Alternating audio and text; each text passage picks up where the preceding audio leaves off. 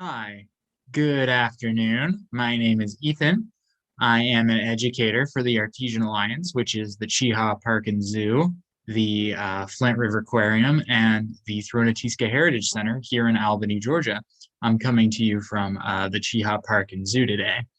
And we are going to talk about a subject that I consider to be extremely important.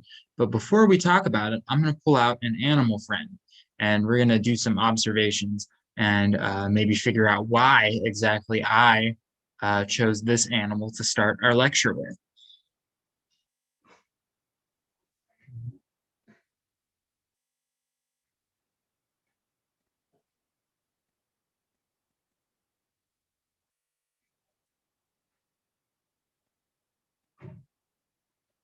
So, this is an indigo, also sometimes called an indigo snake or a blue snake. They're called that because they've got this deep black and blue color. And in case you couldn't tell whenever I held it a second ago, these snakes are very long. These are very, very long snakes. Um, this one, they are actually the longest snakes in the United States. They are absolutely massive. They are non-venomous. Um, and hi. They This one's just feeling around. This indigo. They are absolutely massive. They are non-venomous and they're not constrictors. So they don't actually eat their prey. They don't constrict their prey to suffocate it, and they don't use venom to kill their prey. All they do is, because of just how big they are, is grab them and use their powerful jaw muscles. Hi there. To just crush their prey with their mouth. Um, ooh, she's moving. Okay. Hey, calm down. Um, so um, Indigos are very powerful snakes. They actually hunt other snakes. They hunt smaller snakes. They are immune or mostly immune to rattlesnake venom. So rattlesnake venom does not affect them very much. Yes, yes. Hey, calm down. So, this one, I know it's moving around a lot, but he's not threatened or anything, and he's not acting aggressive. He's just very curious about his surroundings. You might be able to see him flicking his tail out like that. Ooh, and he'll flick his tail out or flick his tongue out to find stuff. They are very, very docile snakes, even in the wild. They'll generally just avoid you if they see you, or they might just come right up to see what you are. But they are not very aggressive. They're actually notorious for being a very, very calm snake.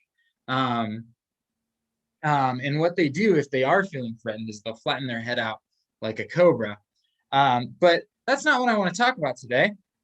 Um, I want to talk about something that affects this snake.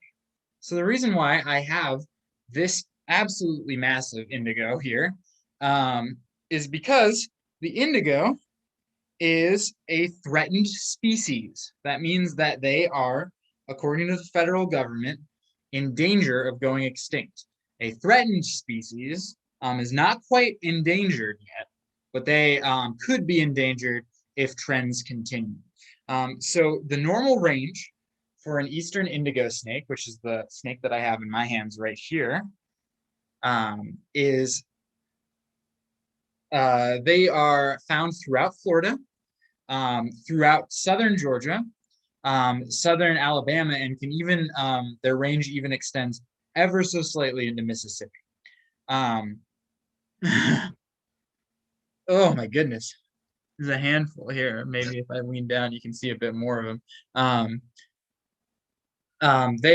But in the last 50 years or so, their range has decreased significantly. They are no longer found in Mississippi, and Alabama declared that they might be extirpated from there as well, which means that they can no longer be found there. So really the only places that they're found anymore is the very southern part of Georgia and the Florida Panhandle. And in the Florida Panhandle, they're especially threatened because a lot of their habitat is getting destroyed. So that's actually what I'm going to talk about today. I'm going to talk about habitat fragmentation. If you hear him hiss, that's not actually him being aggressive. He just does it a lot. I'm going to talk about habitat fragmentation today.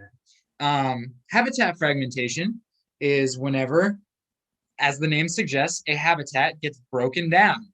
And this has happened to this poor indigo snake quite a lot, actually. Because of how big the indigo is, it requires a large area in order to hunt and look for critters and other things.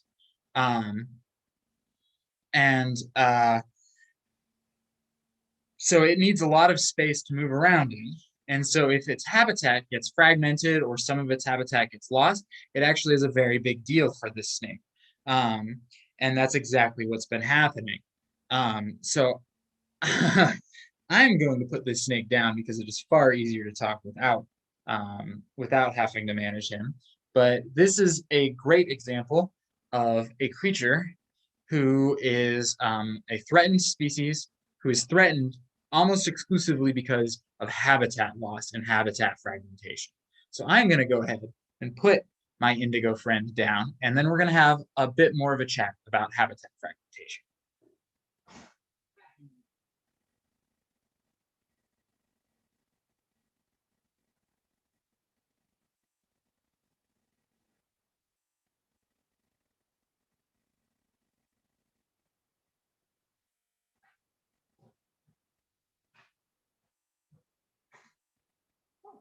That snake is a handful. All right, so habitat fragmentation. As I mentioned, that snake, the indigo, is affected by habitat fragmentation. It is what happens whenever something breaks apart a habitat. Habitat loss and habitat fragmentation is actually an extremely big issue in ecology. And I'm going to describe it a little bit more with a PowerPoint here to help us out. So habitat fragmentation, that indigo, as I mentioned, was a federally threatened species. And it's actually, whenever a species becomes threatened, whenever it gets classified as a threatened species or an endangered species, we compile a report on exactly why it's being threatened or endangered. And of all federally threatened species, between 85 and 95% report habitat loss as a contributing factor behind their status. In fact, it is the single number one reason why creatures are threatened. More than any other reason. The next highest one is actually invasive species, and that one's only at about 39%. So habitat fragmentation and loss is a very, very big deal, and it is a significant threat to animals. And some of the things that do threaten animals related to habitat loss. So think about, let's say that you have a forest, and you're an animal that lives in the forest. You rely on the forest for food. You rely on the forest for water, shelter. You need to find a mate at some point to reproduce. All of these things are required for you to be a successful species. Whenever you lose some of that habitat or it gets fragmented in some way, so like for instance, let's say somebody builds highways around your plot of forest. Now suddenly you can't break out and go into you can't go very far without encountering a road. And if you encounter a road, you run the risk of getting hit. And a lot of animals will just avoid the roads. The ones that do risk it, well, they have an increased risk of dying due to a car or a truck or anything like that. So what it does is it essentially creates an island. These animals are trapped. They're not going to be able to go anywhere. So It will affect genetic diversity. So if you were an animal that lived in this forest and now suddenly you can't easily reach animals on the other side of the road, well, you're just not going to mate with those animals, or you're going to mate with them far less often, right? So you're going to lose that genetic diversity all of a sudden because you've just got this island, you've got this small pool of animals to mate with. You're going to lose genetic diversity because of that. Just less and less options means less genetic diversity. You lose access to resources. Let's say that somebody decided to build a road through your forest and it cut off the stream. The stream's on the other side of the road. Uh-oh. Now you are going to have to risk the road to get to the stream. And you're going to have to risk the road every single time you need to get to the stream, especially if your shelter is on the other side of the road. Now suddenly you might just decide to stay near the stream, but that will make the stream crowded. And if you return back to the other side of the road, you're going to get hit by a car. Or if somebody builds a chunk of property, cuts off anything, any sort of thing. It's not just roads, but all sorts of things cause habitat fragmentation. It disproportionately affects larger animals as well. So just like that indigo that I just showed you guys, and the indigo is a very, very large apex predator. Nothing hunts the indigo. The indigo hunts everything. It literally eats rattlesnakes. And so it's going to disproportionately affect animals that have larger ranges. So let's say that you cut this highway through the forest, just like before. Now, all of a sudden, like a rabbit might not even be affected by the road, right? You've got a rabbit over here in the far corner of the forest. They might never reach the road, but bears are going to have to cross over because they just need a whole lot of space. Indigos are going to have to cross over. Things like mountain lions and wolves and large birds of prey are going to need to move. And shying away from the road example, let's talk about dams. Anadromous fish, which are fish that migrate upstream every year to lay their eggs, like salmon or sturgeon, they're not going to be able to reach their egg laying grounds. It's actually a huge issue. Salmon can't make it up rivers anymore across the Pacific Northwest because there's just too many dams. They can't get up there. It's actually very funny if you look up a video of some of the methods that we use to mitigate it. One of the ways that we do it is we literally fire the salmon. We catch the salmon and then fire them through a cannon up over the dam, and it will land on the other side perfectly fine. It is very entertaining, but extremely unfortunate.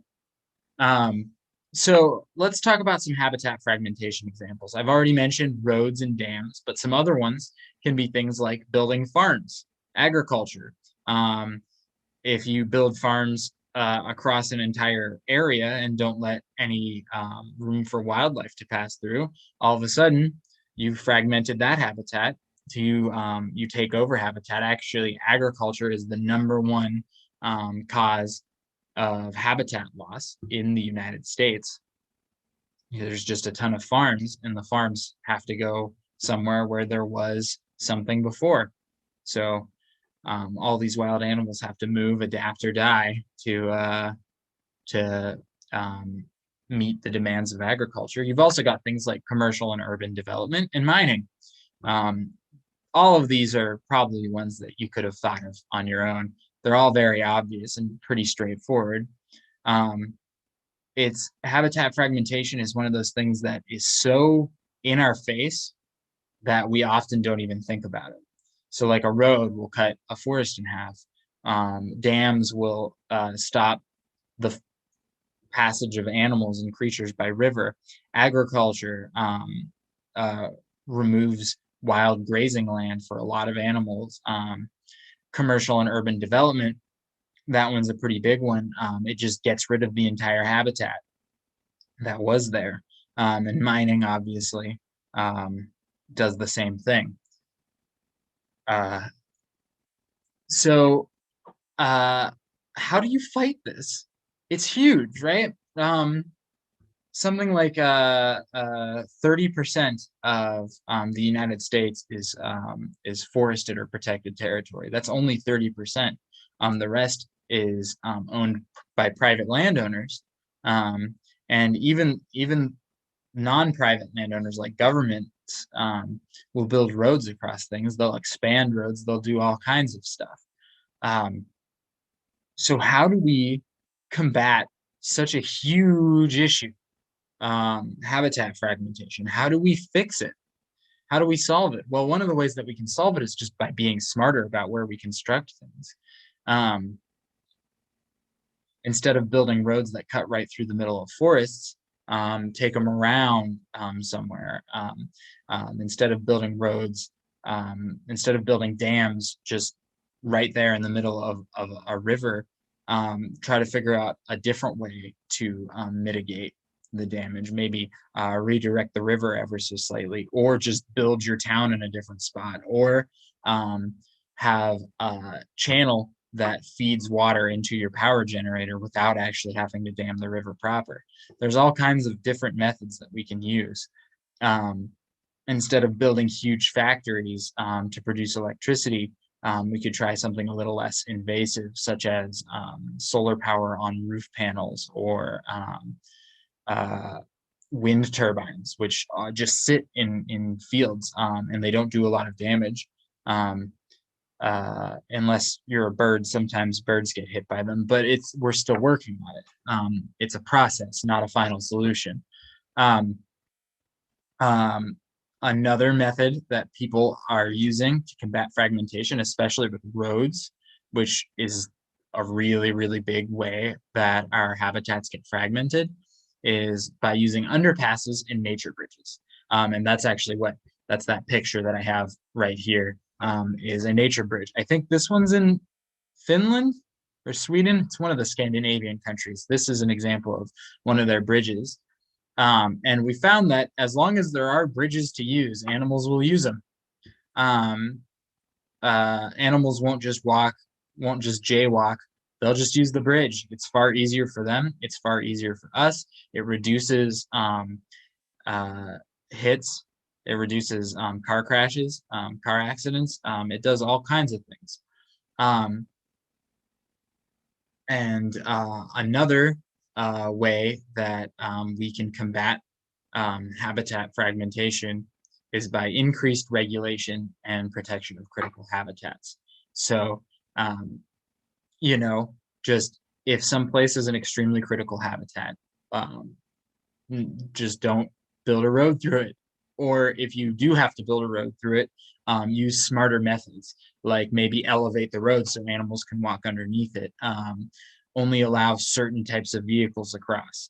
There's a lot of different ways that we can sort of combat habitat fragmentation. And these are just a few. I'm sure you guys can probably think of some more. But so we've talked a little bit about habitat fragmentation. I've shown you an example of an animal that is being affected by habitat fragmentation. We've talked a little bit about ways that we are trying to mitigate habitat fragmentation. So now let's do some examples, because it's not all doom and gloom. This is a challenge that just because of how much humanity has grown, this has become such a huge issue. And it's not all doom and gloom.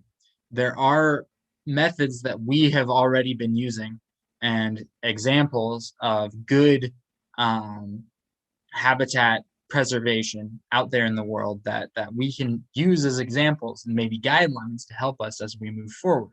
So let's talk about a few of them. So the first one that I want to talk about, I think a lot of environmentalists, it's kind of a hot button issue, it's something that a lot of people talk about, and it's the Trans-Alaska Pipeline. The Trans-Alaska Pipeline is being built in the 90s, and a lot of people were extremely upset about it. What it does is it carries oil about 800 miles from northern Alaska to southern Alaska. And a lot of people were really upset because it literally cuts Alaska in half. You got this big giant pipeline running right through the middle. It just cuts it in half. That's habitat fragmentation by definition. And a lot of people were extremely upset because this pipeline would stop all kinds of creatures from being able to cross from one side of Alaska over to the other. The caribou population would be essentially split in half, and the caribou migrate, so they would have to just basically be stuck on one side of Alaska or the other. All kinds of migrating animals move across Alaska. They move with the seasons. Whenever it gets colder, they migrate a bit further south. Whenever it gets warmer, they make their way back north again, and they basically follow the frost as it recedes and comes back, eating and grazing. And obviously, this pipeline would stop them from being able to do that. So there was all kinds of complaints. And eventually, the people who were making the Trans-Alaska Pipeline revised their plan. Now, they didn't just revise the plan because of all the complaints about caribou and whatnot, although that was a contributing factor. The official reason why they revised their plan was to reduce the impact of permafrost. So it's a real problem with construction in Alaska. Whenever you're building things on the permafrost, which is this layer of frozen ground that never thaws, you de-thaw it and the ground becomes a mud puddle, essentially. So what they decided to do was to reduce the impact of permafrost on their construction. They put 420 of the 800 miles on stilts. They elevated them 15 feet in the air. And this would, A, fix their construction problems and solve their logistical issues, and B, allow the animals to cross. So it was a win-win. Everybody got what they wanted out of this situation. So that is an example of a success story when talking about habitat fragmentation. There are obviously some challenges with this. Like, for instance, they had to do construction all 800 miles, which means that they had to have made a road across the thing. But it's generally considered a good thing that they elevated it, and that now animals can cross freely underneath with no worry about getting trapped on the other side. So this is what I would consider to be a good compromise between leaving the land entirely alone and actually using some of the resources on the land. Because you'll see this all the time in conservation, is this fight between people who really, really want to leave the land exactly how it is, and people who want to utilize the resources. And so this was, I think, a pretty good compromise between the two. So let's talk about another one. This one is Banff National Park. So for those of you who don't know, Banff is a ski resort and national park in Canada. It's in the Rockies, and they were expanding the highway in 2003, and because Banff actually, the highway that runs through Banff is the Trans-Canada Highway. It crosses all of Canada. It is the major thoroughfare for all vehicles moving east-west in Canada. So you'll get things like tractor trailers, trucks, tourists, all kinds of people are moving through Banff National Park.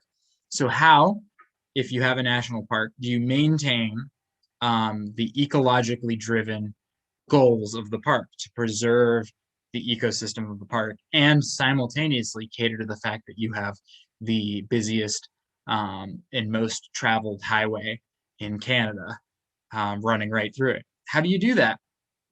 Well, they decided that whenever they expanded the highway, because they knew that they were going to have to, they were just getting too much traffic for their current highway to handle it. So they expanded the highway, and as they did, they took great care to build several underpasses and overpasses. And that's actually what you can see down here. Here's an overpass and here's an underpass. And this underpass is massive, by the way. This moose makes it kind of look small. Moose are huge. That moose is probably at least 10 feet tall. So that's That's how large this underpass is. Um, so they built these bridges. And so let's talk about some of the problems with habitat fragmentation and how it was addressed here in Banff National Park. So we said that it reduces genetic diversity because animals are no longer able to intermingle. Um, the other issue that it said was that these animals would no longer have easy access to resources that were on other sides of the roads. But after they built these, a huge study was done to determine whether or not animals were actually using the bridge and whether or not it was actually solving the problems that we just listed. And they figured out, after doing a careful study of hundreds of black bears and grizzly bears, that uh, the grizzly bears especially were breeding with each other on opposite sides. So you were maintaining that genetic diversity. And also they were traveling from side to side. The black bears were also doing this, but we were especially looking at the grizzly bears in this case because grizzly bears are ironically more timid than black bears. Black bears are perfectly fine walking right across the road, whereas grizzly bears will not walk across the road if they don't have to. So with the addition of these bridges, the grizzly bears were able to interbreed again, um, which is very good. It's very cool. It's an awesome thing to see. Um, so now let's finish up by talking about what you can do about habitat fragmentation. So habitat fragmentation, as I said, is a driving force behind animal extinction, behind threatened species. Nearly every threatened species in the United States, at least one reason why they are threatened is because of habitat fragmentation. So what can you do about it? You can plant a garden with native plants. That's actually a very simple one that you can do. Native plants will attract native animals, and you will have sort of kind of a miniature habitat, miniature natural habitat. And it will encourage animals that might have otherwise fled because of the lack of resources to stick around. So you're, in a way, practicing preservation and conservation by simply just planting a garden with native plants. You can reduce waste. So if there's less waste, there's less space for waste to fill. So things like landfills and other such things that we dump our waste into, those will be less necessary, and they won't grow as much if you reduce your waste, and therefore you're not going to get as much habitat loss due to things like that. You can set up bird houses and bird feeders and other things like that. That goes right along with planting a garden, in that it will give these animals resources that they might be lacking due to the habitat fragmentation and habitat loss. And another thing that you can do is just be mindful if you're building anything. If you are building something in your property, or if one of your parents or adults are, then they should be mindful not to hurt the natural environment if they don't have to. So this can extend beyond just your own house as well.